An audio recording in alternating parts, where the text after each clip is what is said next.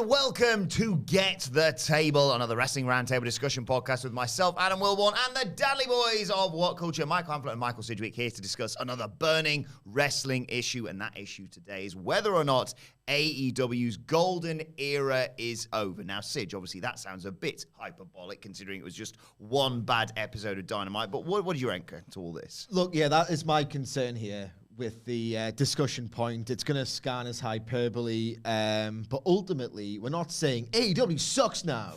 That's not what we're saying at all. We are discussing earnestly and in good faith about whether or not the actual golden era, the peak of this promotion's powers, has elapsed. It can still be a 9 out of 10 some weeks. In fact, most weeks I would put that show, Dynamite, at least not Rampage, that's very inessential, but most weeks I would put Dynamite at like an 8 or just under, or there's enough of it that's an 8, where overall I think it's very strong.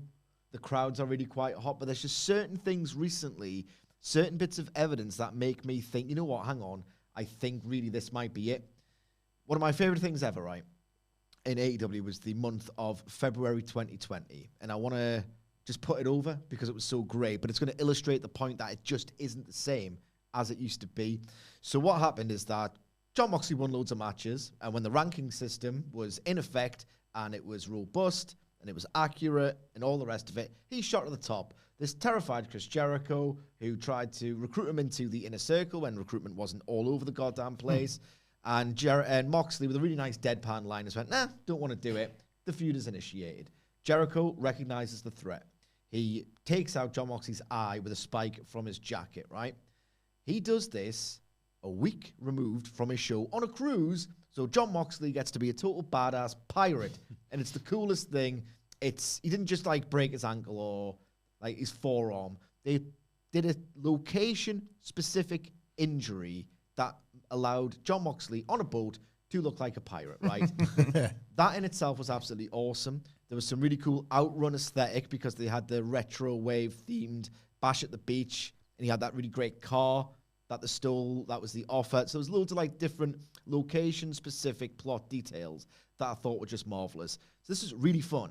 Then you had Jeff Cobb as the mercenary because Moxley's tore through the inner circle when going through a faction was really quite fresh. And that was really cool as well. And you got Jeff Cobb when it hadn't been normalized, and that was great. Then it transpires in a genuine gut punch. I remember feeling gutted on this man's behalf that in a very real storyline beat, cribbed from reality, that Santana's dad, unfortunately, had gone blind in his youth. So when Jon Moxley got the eye for an eye, biblical revenge deal over Santana in a subsequent heat angle, it was like, oh my God, there's actual heft and pathos and a real emotional layer to this otherwise really fun bit of pro wrestling storytelling. And then the match itself was really fun, and it crowned Jon Moxley. They belted up Jon Moxley, and that run subsequent to that was what we actually needed in the pandemic is just nerdy wrestling fans, right? I loved all that. The level of detail of the eye to go from pirate on a boat to, oh God, Santana's dad, that's horrible. And at the same time, you were thinking, oh, Jesus, well, this makes Santana a great prospective, sympathetic babyface. Once upon a time, I thought he could be a world champion in this organization. That's how deft and detailed and loving and just astonishing the booking was at its peak. And guess what? That wasn't even the best thing, arguably, about the run-up to Revolution 2020. I think the Elite melodrama was even better than that. That's what I'm talking about in terms of peak. There was, I can count legitimately one dud angle around that time, and I think it was Kip Sabian and Joey Janela try to do a work shoot deal because obviously the Penelope Ford thing, and that kind of brought the show down, but it was like a 9.7 on the Pitchfork scale every single bloody week. And now you've got Private Party for 2.5 years or near to it, trying to decide whether Andrade or Matt Hardy's better for their career as characters. How did we get there? Another example, and I know I'm going long here, they did Cody Rhodes versus Dustin Rhodes. One of the hardest things you can do in wrestling, familial conflict, and it's so hefty, and it shouldn't work in the context of pro wrestling, really, and it was a masterpiece, a total masterpiece. To go from that to Roosh just turns on Dragon Lee, and Billy Gunn's going to have a fight with one of his kids, and it's just this undercard frivolous concern. It's like, if you put the subject matter and compare it against its slot on the card, and you compare it to Double or Nothing, that can only be illustrated as a decline. The gates for the TV tapings aren't particularly great. The pay-per-view ceiling is lowering. They've hit the ceiling for the ratings. And if you look at, they were never, ever going to beat this, right? But if you look at the first ever Dynamite in Washington, right, they got a 5-figure attendance. I can't remember off the top of my head, but it looked enormous. Sold out in like half an hour as well. Yeah. Crazy. I know you're not going to get that again, but you'd hope for a return market that should be strong. You get what, 6 to 8 to 10 maybe, like 6 to 8 realistically. Yeah. They're barely scratching 2,000 for this return to Washington. It just isn't the same as it was, I don't think. Dynamite this week was sort of a microcosm of a variety of different things Sid just mentioned there as well, and we've talked about in the office and talked about on the Dynamite review as well. Yeah. It's one of them things where I think it's important to use those objective measures because, of course, there will be somebody out there that considered last night's Dynamite, and depending on when you're watching this, it's the Dynamite main event by Chris Jericho versus Bandido, but that was realistically one of the only decent things on the show. They might consider that the best Dynamite ever. That's how these things work, right? But I think it's worth combining the objective and subjective for a situation and a discussion like this, because if you've watched enough wrestling in your life, so often it becomes dictated by feeling more than anything else. You just cannot fake how you feel about the show you're watching. So you might have long had it in your head. Sidgwick has used the February 2020 example for a long time. I favour slightly, I would say, the summer of 2021. But it's for largely the same reasons. It's because of the storyline drivers or the characters or whatever it is that you could attach to that particular period. I've got a real affection for the pandemic AEW product, for how vital it was to my life, to somebody that was way more willing to go week versus week in terms of whether I preferred AEW to NXT, to saying, oh no, that's how you manage the situation. That's how you don't. I mean, there is one clear winner and there is one clear company that can do this and one that can't anymore.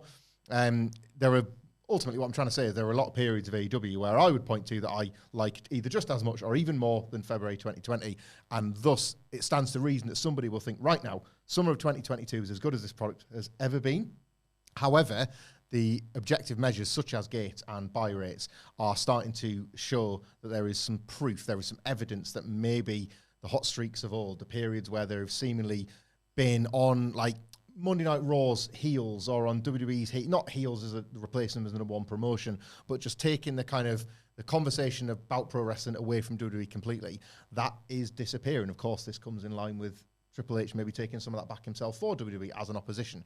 But yeah, I think with AEW, it's less about who your favourite wrestler is at the moment, who your favourite angle is. It's watching, not for the first time if you've watched wrestling long enough, a show that feels like the booker is running out of ideas, of the feeling that the booker has no longer maybe got original concepts in the way that they used to do, or being able to look at pro wrestling in maybe a slightly different way than how anybody has seen it, or even when you're looking at things the old-fashioned way, repurposing them and making them brand new again. There is a lot of examples of this happening in wrestling history if you've watched enough of it in pretty much every major organization. And we've talked about this before as well. I said it almost with panic in my voice this time last year. Please, for God's sake, watch AEW right now because it might not be this good forever. Yeah. I kind of thought it would last a little bit longer, but I had to know, but it's only based on history and experience and all the other shows I've watched. And I include something as recent as NXT in that from 2015, or pick your golden era. Yeah. And this is why it's always so subjective, because people have different year brackets. Pick your golden era. It ended, and that's very, very and it ended partially at the hands of AEW because it needed to end because there was something better in front of it. And I think we're just seeing now, when we talk about golden eras, it's not just about AEW as a promotion or individual wrestlers. We had all the chat around here after the all-out blow-up about my belief that AEW could go on being fine with the Elite. I still believe that to be true, but it is a booker or a creative figurehead that drives all of this, and it's Tony Khan specifically. Are we looking now at a booker on the decline that he simply cannot arrest? It's not to be held against him. It has happened to every pro wrestling booker ever. It was destined to happen to him eventually. I guess the question or the statement is, are we seeing that now, or can he reverse that? I've just got one more point to make on this, because Hamflet makes a really good point. We really should use observable, objective metrics where we can. Can you remember the debut of Rampage? Yeah. It was Pittsburgh. Now, Pittsburgh is known to be, I've heard Lance Storm talk about this most recently. He was asked, what are the worst towns to work? And at the time as well, people were like, I can't believe Pittsburgh was this white hot for a wrestling show, because no offense to people from Pittsburgh, obviously, but you're not known to be a really fantastic, loud, really into a pro wrestling crowd. And there's loads of other markets as well that AEW ran early or in 2021 where you thought, Jesus Christ, this sounds like Chicago if you shut your eyes. And there's these towns in Texas that WWE would not even acknowledge as being there on television because it didn't sound big time enough, where you thought, my God, they are turning every single wrestling city they hit into a hardcore hotbed. Like these concepts of what are hot towns. That was kind of like an old terrible towels. How would we watch wrestling for 30 years and not see the terrible towels? I know. Seriously, like that. Yeah. You remember that visual, don't you, with Britt Baker? Absolutely, but there's certain like markets where you thought, all right, well, this is a hardcore wrestling town. Doesn't exist because there's a hardcore hotbed of a promotion that happens to be visiting every town, and the reactions are massive. AEW, we're recording this on Thursday afternoon, did Philly this week on Dynamite. It was kind of flat outside the main event. Philly, that's another metric that kind of supports what we're saying here, but we might not necessarily be saying it. Well, exactly, Sid. It's all well and good us sitting here and debating whether or not the golden era is over. But I know about your passion for this company, this product. You wrote an entire book about it. It's good faith. Becoming All Elite: The Rise of AEW. It's still available on Amazon right now. If you want to go and check that out. And we're saying just because it's over right now doesn't mean it's gone forever. Can Tony Khan bring it back? Well, Vince had 2 hot eras and he was useless. So, not genuinely. Like, it probably can be brought back. I think Tony Khan needs a little bit of introspection. Hard to do when you don't have time to do that necessarily. But if I'm Tony Khan, or if I'm, any kind of like creative and it feels like it's on the decline, and what you need to do to sort of arrest the slide is reestablish or create new rules. I think a lot of AEW's problems exist through a complete lack of discipline, like all across the board. Recruitment, repetitive angles, recycled storylines, and just things of that nature. Like Vince McMahon has infiltrated everyone's brain, including mine, unfortunately. Reestablish rules. Prohibit yourself from doing certain things, and when you realize, no, I've made a rule, I can't do that, start to think outside the box. Like this Hamflet really correctly points out, some of the creativity in the pandemic, because he didn't have fans to do cheap or easy pops for, he couldn't necessarily just do match after match after match on certain weeks, because he's like, well, I can't do that. It will get extremely tedious after a while. And if you look at some of the creativity during the pandemic, this really supports my point. Can you remember the Falls Count Anywhere match between the Butcher and the Blade and the Young Bucks? Yes. Where they thought, right, we can go literally anywhere because there's no fans. Like, and we kind of have to, otherwise it'll be a bit bland. So they were fighting like in the kitchen at the start. They were fighting in a truck or something. Like Nick Jackson was doing like sort of swanton dives out of trucks, and then a really great visual gag to send the Blade up the escalator. So there's no one to walk up it. There were no fans. So that's what I'm saying. You need to create rules, and when you've got like restrictions in place, which they quite literally did, creativity fostered. Certain things like, right, don't do any recruitment gimmicks for the next year. Quite frankly, no one wants to see it. Don't do any kind of forbidden door, or we've found a guy from MLW who's really great and he's available. Let's put him on Rampage. Don't do that. So recruit, like these are just examples, by the way. Like he's normalized so much through being not disciplined enough at all for me. So top free agent comes available, unless it's Roman Reigns, don't bother, quite frankly. Forbidden door stuff, shut it for 3 months. Make it feel special again. Make it feel like Kenta or Jeff Cobb again. Even Will Ospreay didn't get those reactions online, and he's like the premier in-ring talent to many these days. But things along those lines where it's just a lack of discipline is coursing through this organization, and I think he really needs to just take a step back, look at what he's got. You could really do with watching some of those old early Dynamites as well. If you remember something like the Young Bucks, Santana and Ortiz backstage brawl, and how it folded in Orange Cassidy, this is really, really creative stuff, and we see nowhere near enough of it anymore. Go back, watch tape of your own promotion, right? And then like really reestablish rules and just say, I can't do this anymore, because it's starting to really, really pile up. And one of the big issues within AEW, arguably since the beginning, has been the lack of focus on the women's division. And then we're sat here last week talking about Saraya arriving in AEW, describing her as a game changer. And then last night's segment happens and it all seems to fall apart in front of our eyes. A great match from Tony Storm and Serena Deeb, I should say that. Yeah, in spite of nightmarish circumstances that they were placed in. I mean, I don't know if I've reflected on this like a number of times today. We've talked about it on podcasts, wrote about it and things like that. And I just keep thinking about it because it was such a disaster. The type of disaster you simply don't expect from AEW, because they have raised the bar of what you can expect from their shows. And I was thinking, is it possible that because the John Moxley State of the Nation post All Out promo went so well, did they believe that it wasn't about the person delivering it and the circumstances within which he was delivering it? Did they believe, that's a trope we can use. Let's give it to Saraya because she is from... she was like given praise, rightfully so, for kickstarting something in another organization. Did they believe these things are the same? And it turned out they were drastically not the same. Is that why that happened? I still don't know. I can't figure out. Paige was in the ring when Stephanie McMahon just basically bunched women into threes and said, I've invented women's wrestling. Off you go. Like, she was in the ring watching that happen, living it, having to come up with stupid trios nicknames for all the teams and all that, all turning on each other because there was nobody else to work after 3 months because they'd all wrestled each other 100 times. And yet... she went out there with that instruction and had to deliver that material and was like putting her back into it, but then, seemingly was kind of like still a little bit nervous and still a little bit brand back new in such a high profile position. Yeah. Didn't have much to offer on commentary to put it over because the idea was so listless to begin with, the lumberjack match, and in terms of starting a revolution, all those sort of things. That, I honestly think...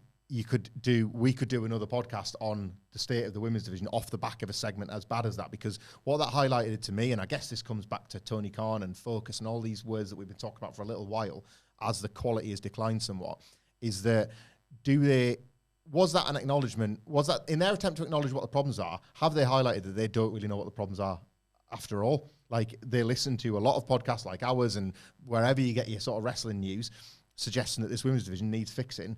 They've heard all that, but then if that's their way of fixing it, they don't even know what the problems are. They're not listening. They're just hearing the big, loudest criticisms of, there's only one women's match a week, or there's only one wrestler that gets pushed at any one time. And it's like, it runs a lot deeper than that. And if you can't look at that division and see that the problems run deeper, can you then extrapolate that to the rest of your product? And can you say, well, here's the problems in the women's division. They're manifold. We're going to have to take a long time to fix these. But they're creeping ones in the tag division. And there's creeping ones with the dropping of the rankings. Just 2 examples off the top of my head. There are more. That should be a bigger worry to people, because for the longest time, AEW was a listening company. AEW earned, and my God, did they earn it. They let it play out. Like, they transformed what that meant. That was a gag at WWE's expense for years, and they actually made it mean something all over again. And it takes, as we saw, it takes months and years of time to earn that trust from hardcore fans and time to retrain newer ones. So wherever they think they're at with the women's division, they're even further back. And it's, I don't know, last night was quite telling. And I hope they show themselves to be the listening company and address that before they address they've now got a small fire to put out before they try and even start on the big one. But it is feasible that the golden era could return if if they take on board what people, not just ourselves, but a lot of people are pointing out in terms of issues within AEW. I'd like to think so, because rules and restrictions, basically, it's as much as anything, it's having the patience to follow those rules through. So when AEW launches and they say, well, we're going to have winners and losers, you can't just have winners and losers for a month and then abandon that. You have to do that for 6 months, a year. You have to use the rankings and storylines as a way to show that these rankings make sense. That doesn't just happen overnight. So equally, these fixes can't happen overnight as well. I was really, really impressed with Tony Khan's messaging and the kind of statement of intent that the post All Out Dynamite was as a way to get the conversation back onto the actual wrestling show. I was super impressed with it. I thought the run up to Grand Slam was tremendous for the most part. Grand Slam didn't hit, truthfully, as much as I thought it would, but there was enough there that told me that they still have it in them to just do the back to basics stuff and get that thing right. So I have no doubt that they can do it, but it's how much introspection do you do? As Cedric points out, how much time do you make to do it? Because it's the easiest thing to scrape off your to-do list. If you're having a really busy day running your 3 million companies and answering all your various emails, careful, quiet introspection is probably one of those things that's going to get bumped off your to-do list, but it's one of the most important. That can be applied to most things, but certainly it can here. It's one of those where I still love this promotion at its best, but if you asked everyone who really likes it, what are your problems with it, that list would be really quite long at this point. 3-way tag team title matches all of the time. Champions getting beat. Too many titles. Too many Forbidden Door free agent openings. What's Ring of Honor? How does Ring of Honor factor into it? Too many recruitment storylines. The pacing of the show's all over the place. People don't talk about the titles enough. Some feuds are really going 50-50 quite a bit. Starks and Hobbs, for example. Like, a lot of people have a lot of different problems with this promotion right now, and it just doesn't feel like what it used to. And I guess that is the crux of the podcast. And again, this all comes from completely good faith. I don't think I've felt the same about this promotion since CM Punk versus MJF ended. I wanted to go back to that brilliance, and who could possibly have a problem with that? Indeed. Well, let us know your thoughts on all this in the comments section below, or on Twitter at WhatCultureWWE, where you can follow all 3 of us. You can follow Michael Hamflett at Michael Hamflett. You can follow Michael Sidgwick at Sidgwick. You can follow me at Adam Wilborn. Follow us all at WhatCulture WWE, as I said. And don't forget, you can still get your hands on Sidgwick's brilliant book, Becoming All Elite, The Rise of AEW, on Amazon right now. And subscribe to What Culture Wrestling for daily wrestling podcasts, of course. But for now, this has been Get the Table. My thanks to the Dadley Boyz. Thank you for joining us, and we will see you soon.